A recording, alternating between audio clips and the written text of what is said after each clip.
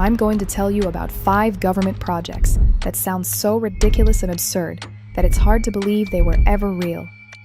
Every project you'll hear about today actually existed. They went through official government agencies, received funding, were worked on by engineers, scientists, and military personnel, and some of them even made it to full-scale testing.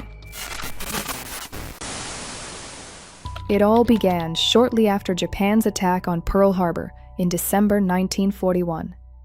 The United States had just entered World War II and was actively looking for ways to strike Japanese cities. At the time, most homes in Japan were built from wood and paper, making them highly vulnerable to fire. It was then that an American dentist named Lytle S. Adams proposed a highly unusual idea to the U.S. government. He believed that instead of dropping a few large bombs, the military could use thousands of bats. At first glance, the idea sounded completely absurd, but the more you think about it, the more it starts to make sense. During the day, bats naturally hide in dark, hard-to-reach places, under rooftops, in attics, and inside wooden buildings. The idea was to attach a small incendiary device with a timer to each bat and release them over a city in the early morning. Following their natural instincts, the bats would scatter and seek shelter inside buildings. A short time later, the timers would go off, potentially igniting hundreds or even thousands of small fires at the same time. The project was officially named Project X-Ray. For the tests, the military chose Mexican free-tailed bats.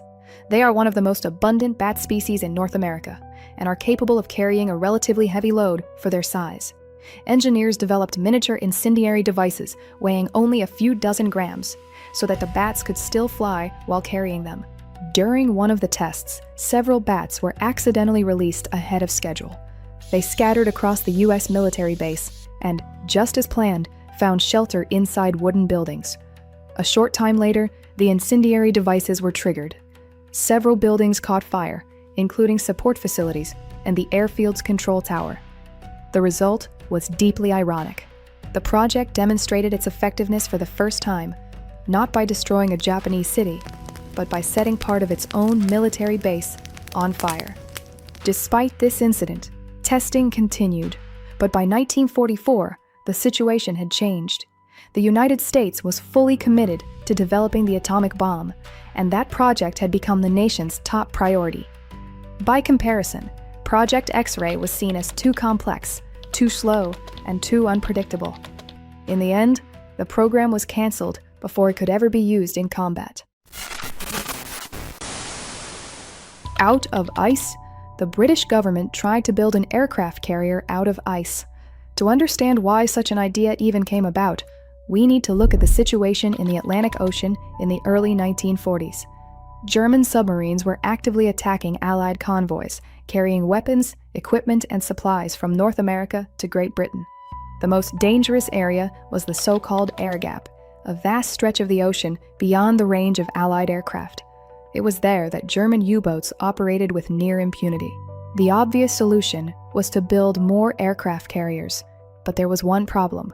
Building a single aircraft carrier required thousands of tons of steel, a resource that was already in critically short supply during the war. That was when British inventor Geoffrey Pike came up with an idea that seemed completely absurd at first. He believed that an aircraft carrier could be built not from steel, but from a special material made of approximately 85% ice and 15% wood pulp. The material became known as pykrete, named after Pike himself. The most surprising thing was that pykrete actually had some remarkable properties. It melted much more slowly than ordinary ice, was significantly stronger, and was far more resistant to impact. In some tests, it was even fired upon, and the bullets didn't pass through the material as easily as you might expect. The idea attracted so much interest from the military that the project was given the codename Habakkuk. In 1943, a scaled-down prototype of the ship was built on Patricia Lake in Canada. It was about 18 meters long and weighed roughly 1,000 tons. Inside, engineers installed a refrigeration system that continuously kept the structure cold and prevented it from melting. But this was only a small technology demonstrator. The full-size ship was intended to be a true giant. According to the engineers' plans, it could have been more than 600 meters long, almost twice the length of modern aircraft carriers. It was designed to carry dozens of fighter aircraft and bombers, while its hull was expected to be several meters thick, making it highly resistant to torpedo attacks. However, as the project progressed, it became increasingly clear that the idea looked far better on paper than it did in reality. Building it would have required enormous amounts of wood, a complex refrigeration system, and vast resources. In addition, by that point, the Allies had already begun deploying new conventional aircraft carriers, and the situation in the Atlantic was gradually shifting in their favor. In the end, there was simply no longer any need for an aircraft carrier made of ice. The project was officially canceled, and the prototype was left on the lake. According to physicist Max Perutz, who worked on the project, it took 3 hot Canadian summers for it to melt completely. Cats as CIA secret agents. At the height of the Cold War, U.S. intelligence agencies were looking for new ways to gather information about the Soviet Union. One of their main objectives was to secretly record conversations in public places, such as parks, near embassies, or during meetings held outdoors, where conventional listening devices could not be installed in advance. That was when someone came up with the idea of using an animal that wouldn't attract anyone's attention, and they chose a cat. The plan was incredibly complex. Over the course of several procedures, a miniature microphone was implanted into the cat's ear canal. A small radio transmitter was placed at the base of its skull, and a thin antenna was threaded along its spine and hidden beneath its fur, all the way to its tail. The entire system had to remain virtually invisible so that the cat would appear completely ordinary. But installing the equipment turned out to be only half the challenge. The next challenge was teaching the cat to follow commands.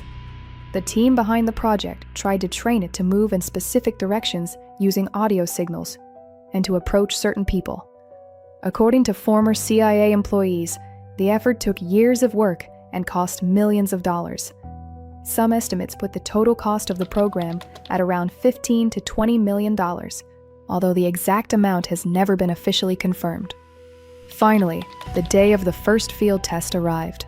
According to the most widely known version of events, the specially trained cat was taken to an area near the Soviet embassy in Washington, D.C. Its mission was to approach 2 men sitting on a bench so that CIA agents in a nearby vehicle could listen to their conversation. But within seconds, everything went terribly wrong. According to former CIA officer Victor Marchetti, the moment the cat was released onto the street, it was struck by a taxi, bringing the experiment to an almost immediate end. That story is what made Acoustic Kitty one of the CIA's most famous failed operations. But in 2013, Robert Wallace, the former director of the CIA's Office of Technical Service, stated that the story about the taxi was not true. According to Wallace, the project was abandoned not because of a traffic accident, but because cats proved to be nearly impossible to control under real-world conditions. They were easily distracted by sounds, smells, and food, making them simply impractical for intelligence operations. Pigeons controlling missiles. Yes, the U.S. military actually tried to train pigeons to guide missiles. During World War II, guidance technology was still in its early stages. Many guidance systems were not yet accurate enough to reliably hit moving targets. That was when psychologist Burrhus F. Skinner came up with a rather unusual solution. He believed that a pigeon could do the job. A small screen was to be installed inside the nose of the missile, where an image of the target would be projected through a lens. A specially trained pigeon was placed in front of the screen. During training, the bird was taught to keep pecking at the image of the target. As long as the target remained in the center of the screen, the pigeon continued pecking at roughly the same spot.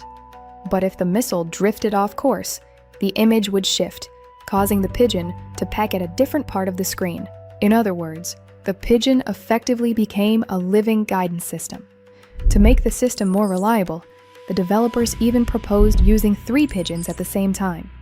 If one became distracted or made a mistake, the other 2 would continue doing their job, and the system would make its decision based on the majority. The most surprising part was that the idea actually worked. During testing, the trained pigeons consistently kept the target centered on the screen and demonstrated a high level of accuracy. However, accuracy was not the main problem. The military remained deeply skeptical of the entire concept. They found it difficult to believe that ordinary birds could be used to guide a modern weapon, and as a result, the project never received full funding. In the end, no pigeon-guided missile was ever put into service. During the Cold War, American engineers were tasked with developing a weapon that could accomplish several goals at once: fly virtually without range limitations, carry multiple nuclear warheads, and remain extremely difficult for existing air defense systems to intercept. That was how Project Pluto was born. Unlike conventional cruise missiles, which rely on a supply of fuel to stay in flight, Project Pluto was designed to use a nuclear reactor instead. During flight, massive amounts of air would pass through a superheated nuclear reactor, where they were heated to extremely high temperatures before being expelled at high speed, producing thrust. This type of engine was known as a nuclear-powered ramjet. As long as the reactor remained operational, the missile required very little conventional fuel. In theory, it could travel tens of thousands of kilometers, stay airborne for hours, and strike multiple targets in a single mission. But throughout its entire flight, the missile would release radioactive exhaust into the environment. Even if it never used its nuclear warheads, the flight itself would already pose a serious danger to everything along its path. The project envisioned the missile flying at very low altitude and high speed, allowing it to avoid detection, and after completing its primary mission, if necessary, it could continue flying over enemy territory, generating intense noise, a powerful shock wave, and radioactive contamination. In other words, the engineers were developing a weapon that would leave destruction in its wake even before its nuclear warheads were ever used. By the mid-1960s, intercontinental ballistic missiles were entering service, offering a much faster, simpler, and safer way to deliver nuclear warheads. Compared to them, Project Pluto seemed too expensive, too complex, and too dangerous, even for its own creators. If you enjoyed this video, please leave a like and subscribe to the channel. Thanks for watching.